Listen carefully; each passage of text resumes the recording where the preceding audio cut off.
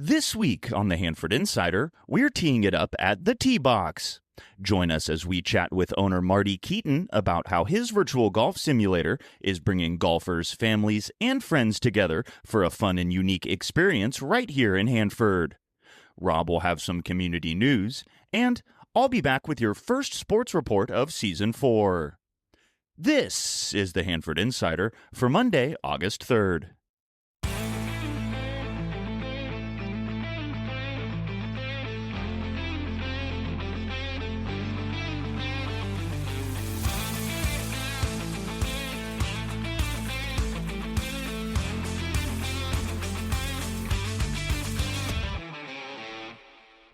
Well, hey there, everybody. Welcome to the Hanford Insider Podcast. I'm your host, Rob Bentley. Each week, we bring you trusted, positive conversations about the people, places, businesses, and events that make Hanford and Kings County such a special place to call home. Through inspiring stories and engaging interviews, we celebrate the neighbors who are making a difference in our community. Thanks for listening, and welcome to the show. Now let's get started. Last week, Councilman Lou Martinez announced his retirement from the City Council. This week, it was Mayor Mark Kyrus announcing that he will not be seeking another term in the November election. With their departure, that means there will be 3 open seats. Councilman Travis Payton will be running again in District A, and Sheldon Blackwell has also filed for candidacy. In District D, which represents Southeast Hanford, Austin Mentner and Francisco Ramirez have filed candidacy papers to replace Lou Martinez. And in District E, which represents Southeast Hanford, Shane Strawn and Victor Chavarine Jr. have filed candidacy papers to replace Mark Kyrus. If you're interested in running for these offices, or you know someone who might be, you better hurry. The application deadline for file for candidacy is this Friday, August 7th. You can get more information at countyofkings.gov/elections. Speaking of the City Council, they do have a meeting scheduled for this Tuesday. At the afternoon study session, they'll receive a report from the Kings County Association of Governments. At the general meeting beginning at 7, they'll be holding a public hearing regarding annexation and receive reports about the 4th of July Freedom Fest and a recap of the It's Not Worth It campaign from Fire Chief Daniel Perkins. You can attend the meeting in person, or you can participate online. On Wednesday, August 5th, the Measure H Oversight Board will be meeting in the City Hall Training Room at 319 North Doughty Street at 5:30 p.m. Now let's take a look at this week's community calendar. After a cancellation last week due to the heat, the Thursday night marketplace is looking for a comeback this week, but the forecast is looking warm again. The projected high for Thursday is 103. Main Street Hanford makes the decision by noon on Tuesday to give their vendors and volunteers plenty of time to prepare for whatever they decide. The Sierra Pacific High School Golden Bear Classic Golf Tournament will be held on Monday, August 3rd at the Kings Country Club. The Hanford Multicultural Theater Company will be holding an open mic night on Friday, August 7th at 6:30 p.m. Visit hanfordmtc.com for more information. The Kings Art Center presents the artwork Trousers Akimbo, on display from August 7th through September 12th.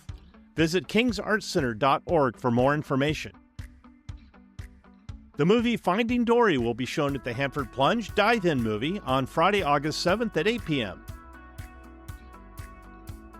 On Saturday, August 8th, the Writers Haven will be meeting at the Starbucks at 11th and Lacey at 10 a.m. The Carnegie Museum of Kings County will be showing the contents of the 1976 City of Hanford bicentennial time capsule the week of August 10th through the 15th. As part of my previews of the exhibition, I've been sharing audio from the cassette tapes that were placed in the capsule in 1976. Here's a clip from Supervisor Elwood Kimball talking about life in Kings County in 1976. You're going to get a kick out of this. Hi folks, Elwood Kimball, 5th District County Supervisor. The district includes downtown Hanford, the Home Garden area, El Rancho, Guernsey, and Delta View. I'm 53 years old and live on Catherine Street between Doughty and Irwin. It certainly would be fun to be with you to see what changes have been made. Right now, some of us are trying to protect the courthouse to keep it from being torn down. Also, we are trying to retain our park-like atmosphere around the courthouse and auditorium. Did we succeed? How do you like the government center? It will be a little over a year before we move in yet.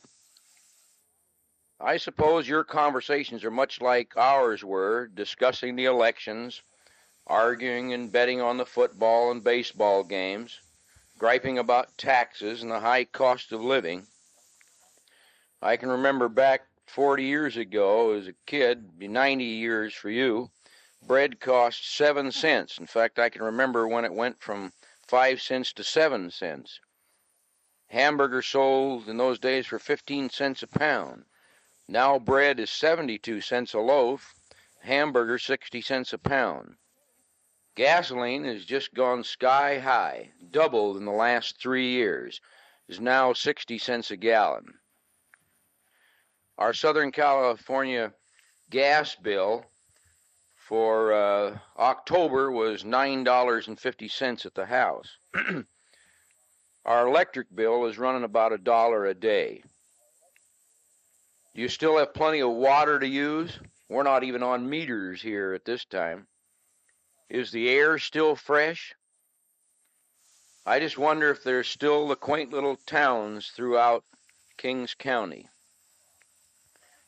We're just about to get cable TV in the Hanford area. We already have it in the Avenel area. A moment-by-moment weather report will be available in our home shortly. Home garden will have sewers in a couple of years. Tomatoes will probably be grown locally soon. We have a new tomato processing plant just a few miles outside of Hanford, south of Hanford. It's very doubtful that I will be with you as you play this tape, because I'd be 103 years old. But let me say that I hope and pray that you have the freedom, the luxuries, and the good life that we had in 1976. May the Lord bless each and every one of you. Thank you. The Carnegie Museum will be open Monday, Wednesday, Friday, and Saturday mornings from 9 a.m. to 1 p.m., and on Tuesday and Thursday evenings, they'll be open from 4 p.m. to 8 p.m. for the special exhibition. Admission is free. Visitors will also get a chance to record messages to the Hanford citizens of 2076 to be placed in the time capsule. Listen to last week's episode of The Insider for a highlight of the exhibition. On Friday, August 14th, the King's Players presentation of Agatha Christie's The Mousetrap opens. Visit kingsplayers.org for more information. If you have an event coming up, large or small, and you'd like some help getting the word out, let's work together. Send your information to hanfordinsider@gmail.com. Be sure to subscribe to my weekly newsletter to get a complete calendar of events. You can also find it on my website at hanfordinsider.com. It's the most comprehensive community calendar available.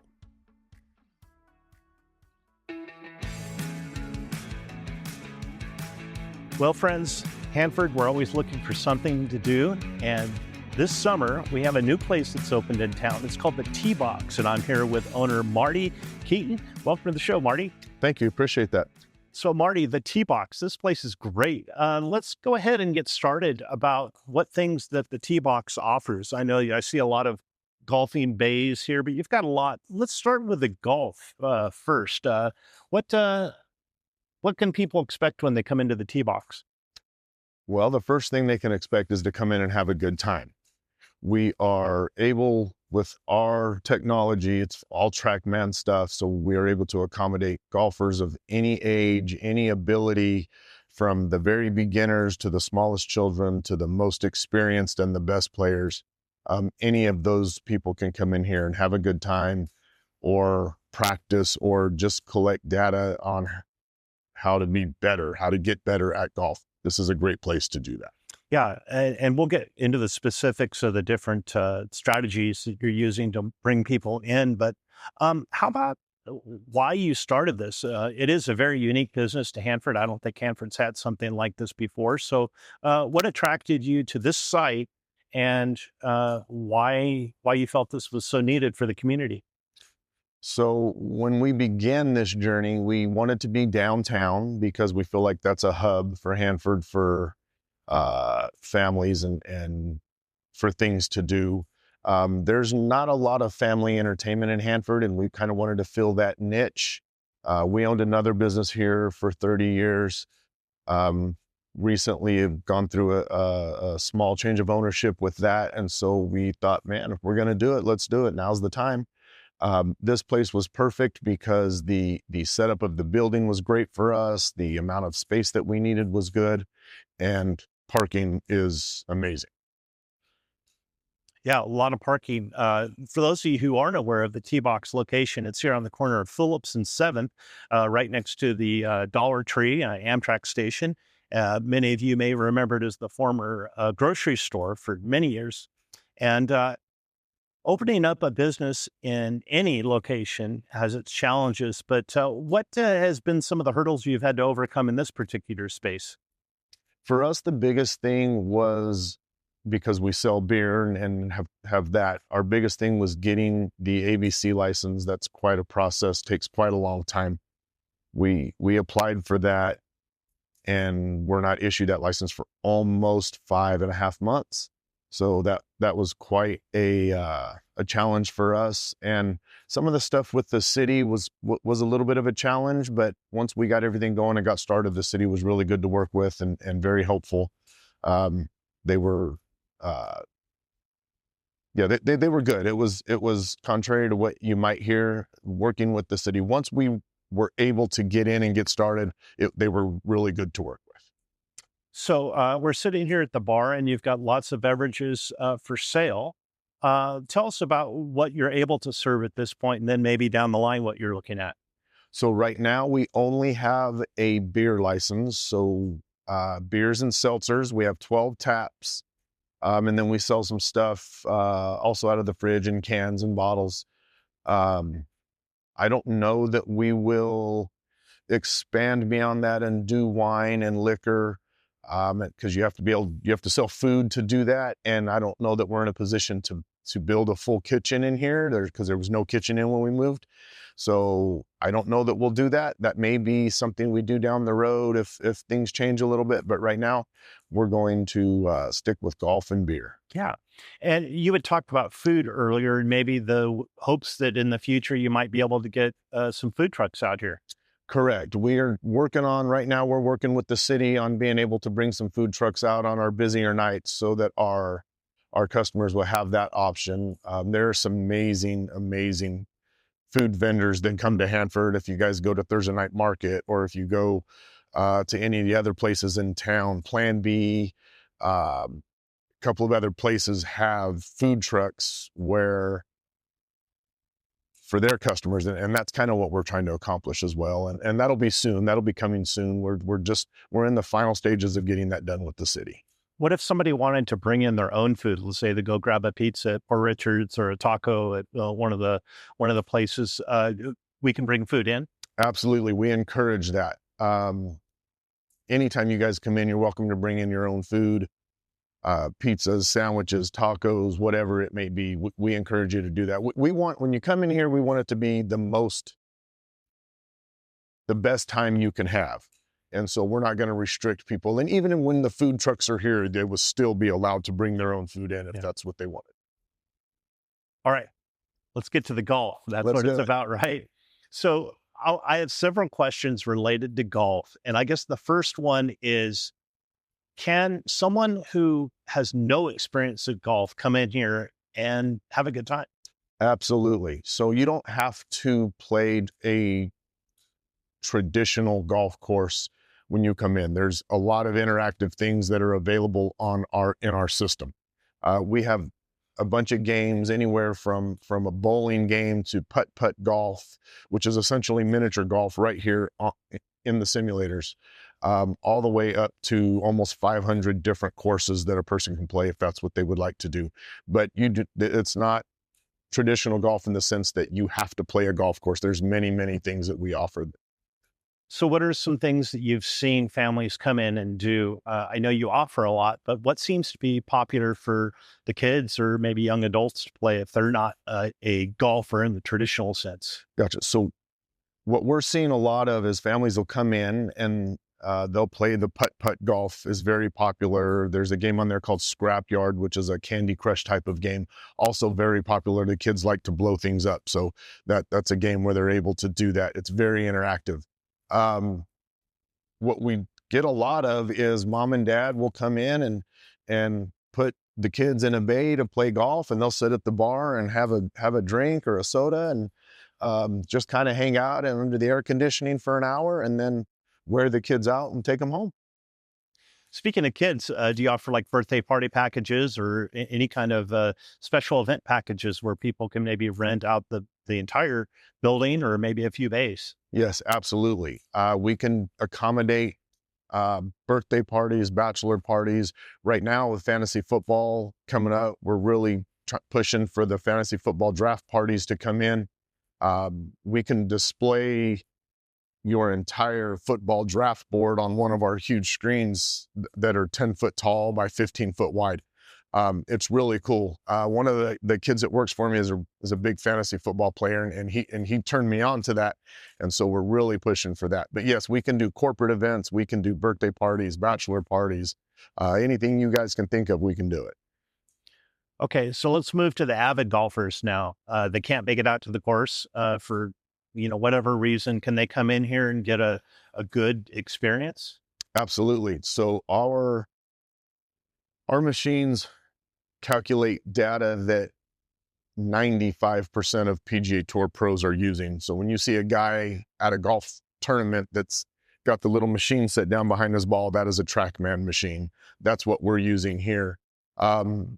The best players in the world are using it. So the data that you can accumulate in one of our bays is astounding how much information you can get. And it doesn't take a long time. I actually have a guy that comes in on his lunch break and plays Pebble Beach, plays 18 holes at Pebble Beach on his lunch break. He hustles through it, but he gets it done. So yeah, there's so much information. And if you want to come in and just practice, it is great for that because it gives you real-time actual data that you can use when you do get to go to the golf course. What about equipment? We mentioned people who don't have experience in golfing, but do you have clubs available here for, how does that work if they need a set of clubs or, that kind of stuff? We do. We have rentals available all the way from adults to all the way down to the smallest kids. We have all those sizes of clubs available for our customers, for people that just want to come in and are not serious about golf. They just want to have a good time hitting a golf ball. We can definitely accommodate that. And you have all that information on a website, your social media. How can people find out more about the Tee Box? We are on social media. We're on Facebook, the Tee Box on Facebook, on Instagram at the Tee Box LLC. We are the Tee Box on TikTok. We also have a website, which is the teeboxhanford.com. All of our information is on there. You can book your tee times on there. So you don't have to come in necessarily to do that. If you have a specific time you want to play, just go on our website, book it for whatever time you want to do. You pay for it right there. When you come in, you're ready to go. No time wasted, easy access. We're trying to make it as simple and seamless as possible for our customers. Yeah, that's convenient to have all that information. That's the way that I found out about the Tee Box was on social media. So good job to your team on that. Marty, I'd like to close with just a kind of a deeper question for you. And you've lived in the Hanford area for a number of years. And like you said, you've had other business ventures, but what makes the Tee Box kind of the next big thing in Hanford? Why should people come? And why do you think that this is so important for the community? That's a great question. Our biggest draw here is that we are family friendly. We want you to bring the kids. We want the entire family to come in. We want the entire family to have a good time. So being family friendly, we felt was extremely important. But it's just a cool spot. It's something that Hanford has never seen. To do anything similar to what we're doing here, you have to travel to Visalia or Fresno to do that. We were trying to fill that void as well. We want to be able to provide an excellent family experience so that when you leave here, you've made memories, you've had a good time with your family, your kids have had a great time. We want it to be that kind of a place. We want it to be a place where Hanford can come to and just say, hey, that's a cool place. Let's go hang out at the T-Box. That's fantastic, Marty. Thank you so much. Thank you. And now it's time for Hanford Insider Sports with Eric Bentley.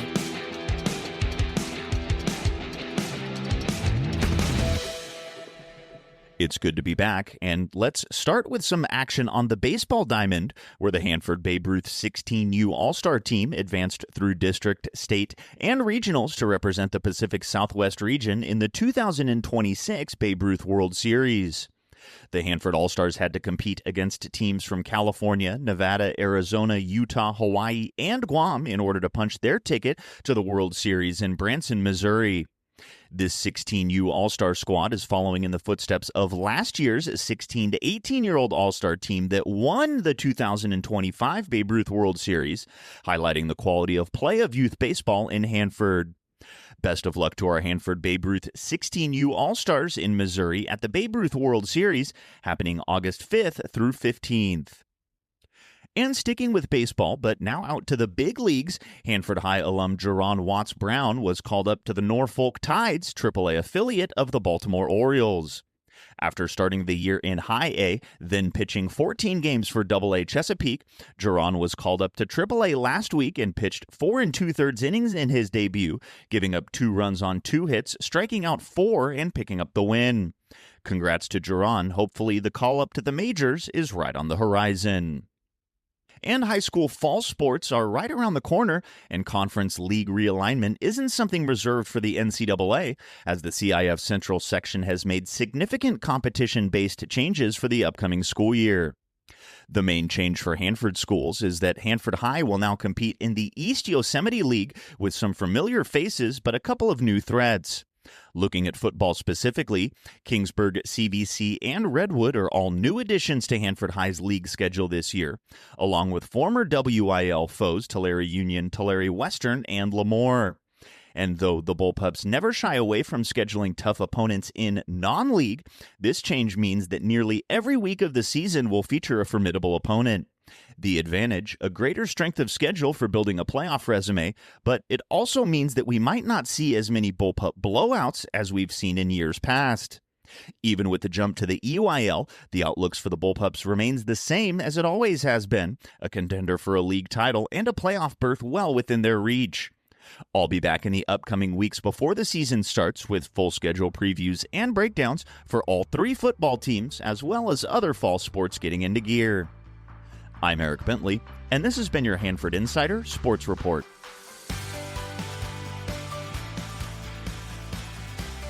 Well, that wraps things up for this week's show. If you're enjoying the podcast and want to support it, you can head over to buymeacoffee.com/Hanford Insider to make a donation, or you can Venmo me directly. To stay connected, join the Hanford Insider email list at hanfordinsider.com. You'll get weekly updates plus an exclusive newsletter delivered right to your inbox each Wednesday. I'd also appreciate your help getting the word out about the show by liking and sharing on social media, or like most people, just telling a friend. Don't forget, if you have a story idea, community event, or someone you think deserves to be featured, I'd love to hear from you. Email me anytime at hanfordinsider@gmail.com. You can follow the show on Facebook, Instagram, Threads, X, and YouTube at Hanford Insider for more content and updates. Thanks for listening. Stay cool and have a great week.